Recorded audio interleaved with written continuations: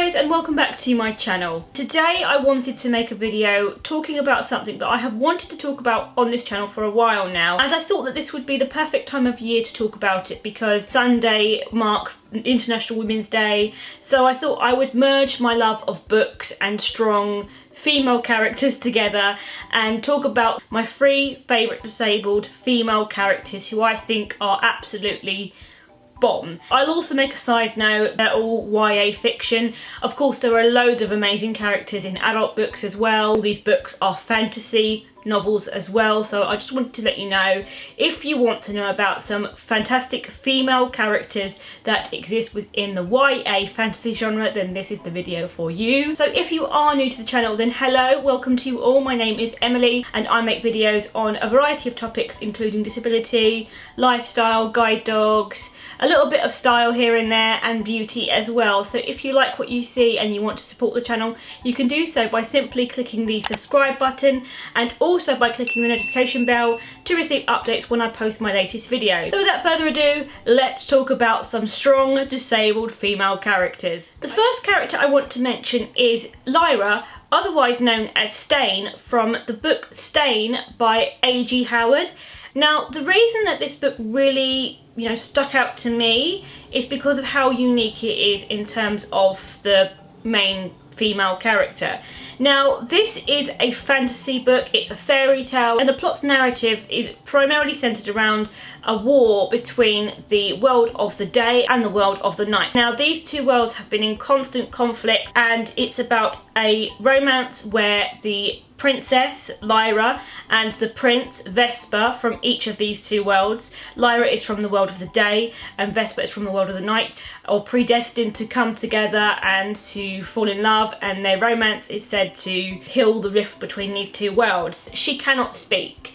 She only has the use of her voice to sing, and even then she cannot form words. She instead has a songbird voice. Because she can't speak, she has to communicate through sign language, which she is taught by a member of the court, and then later she communicates telepathically with the animals that she loves and also her love interest. A lot of people judge her because of the way she looks, because of the way that she can't physically communicate with people, but she eventually does win people over, and she, is a very lovable character. She's a very strong character. She undergoes a lot of strife. She also has a very sad story because she does undergo quite a lot of emotional abuse from her aunt, and also she lives with grief as well, having lost both of her parents. And there's a lot that happens to her, and I don't want to give too much away because it's a really, really lovely story. It's very epic. There's a lot that happens to her, but it really is a story of identity, of discovering identity, I guess rediscovering your identity in a lot of ways, of friendship as well. And I think her character is really unique because at one point she has to completely change her identity to stay alive. She has to become another person. She has to fend for herself. She has to become a lot stronger. The romance side of it is really interesting as well because the way that these two characters meet and the way that they form a relationship is really non-conventional as well, and because of that they see each other as equals, and they both have their struggles as well. I mean, Vesper, because he is from the world of the night, he is night blind and he can't see anything compared to other characters in this world who can see, but he is night blind and he is the only person who can communicate telepathically with the princess Lyra. And she's got a lot of good traits. She's very loyal, she's strong, she's loving, she doesn't suffer fools gladly, she's assertive. And I think the fact that this author has placed what to me seems to be a disabled female character in a genre that tends to really frown upon disabled characters. If you look at the fairy tale as a genre, it hasn't really done a lot of great things for disabled characters in the past. It's either been a case of that they've been villains, or they've been the antagonist, or they've been preyed upon a lot because they're seen as vulnerable.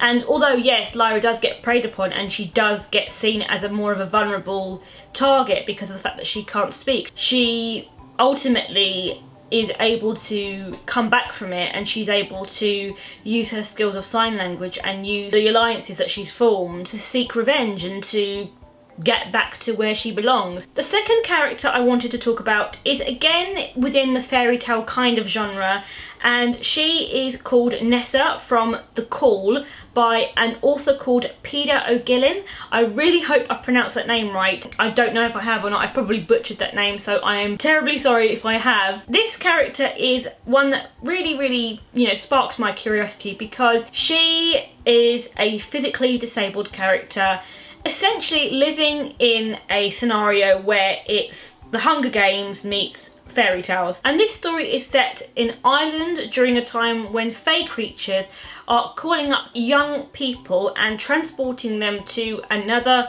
reality where they exist, and in this world they have to try and survive for a set amount of time without any weaponry available to them, and they have to try and survive for that amount of time before they are transported back to their own world. And now Nessa is one of the young people who is awaiting her term to go into this fae land to fight for survival in this kind of Hunger Games type scenario, and she has a physical disability. Now she has lost the functions of her legs due to an earlier incident with polio, and instead she has to use crutches that she makes herself, and she has very strong upper body strength because she has trained herself to be very physically strong with her arms so that she can compensate for her legs. Now what really strikes me is Nessa's sheer determination to try and survive, and she really conditions herself to be strict.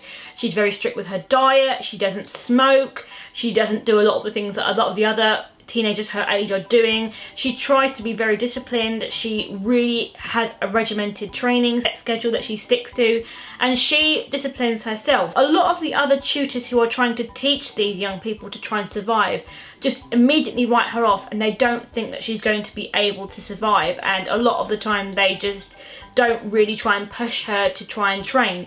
It's her who has to push herself to try and train in these settings because she wants to survive. And she does face bullying as well. Certain characters do give her derogatory nicknames because of her disability. On top of the fact that she's going to be called into this world where she could potentially die, she's also got to contend with teachers not really being on her team, and she's also got to contend with people bullying her and just being downright prejudiced towards her. Even her parents don't really think she's going to survive. Major spoiler alert here, she does survive. And what I love about this book is that Nessa does survive, but it's done in a way that is feasible and that is essentially playing on her strengths and her abilities, but also her relationship with other characters in the book as well. Even though it was a fairy tale setting, it did play upon a lot of things that I as a disabled person have experienced in the past. There is a second one now as well called The Invasion. I haven't read it yet. If you really want to read about a really strong character who really does come up against the odds and prove herself,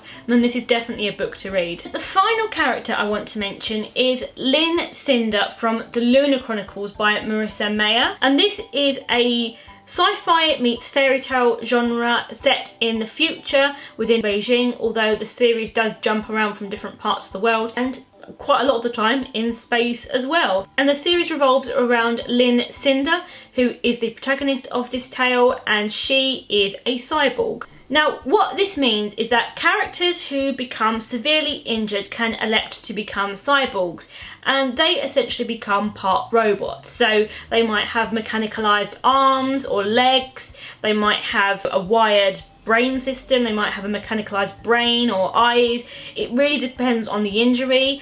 Cinder has a very severe injury where she sustains injury to her body due to being caught in a fire when she was very young. So she has a robotic hand, a robotic foot, and she also has robotic brain systems as well that enable her to obtain a lot of information about a lot of different things, and she also has a scanner within her eye. There are certain points where she has her arm and her foot confiscated and she can't use them. There's one point within the book where her stepmother confiscates her foot, and then she has to walk around on crutches using a smaller foot, which is not designed for her. We are introduced to her within the series with her unlatching her old foot that is far too small for her, that's a child's foot, and replacing it with a new foot. She, like other disabled characters in this time, has to have mobility aids to be able to get by from day to day. And not only that, she also faces discrimination as a cyborg, just like disabled people in this time and age face discriminations as being disabled. I love her character for a variety of reasons. I love her resilience,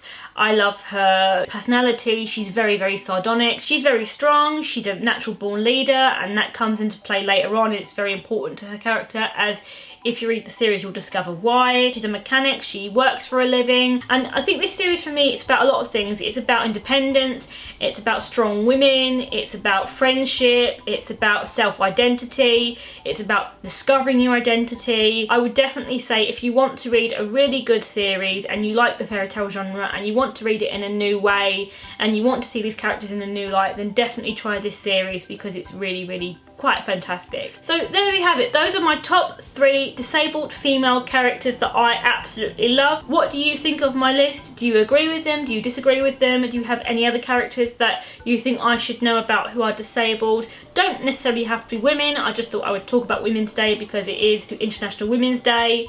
But let me know if you've got any other recommendations. Also be sure to like this video if you enjoyed it, and I will see you all in my next one. Bye guys!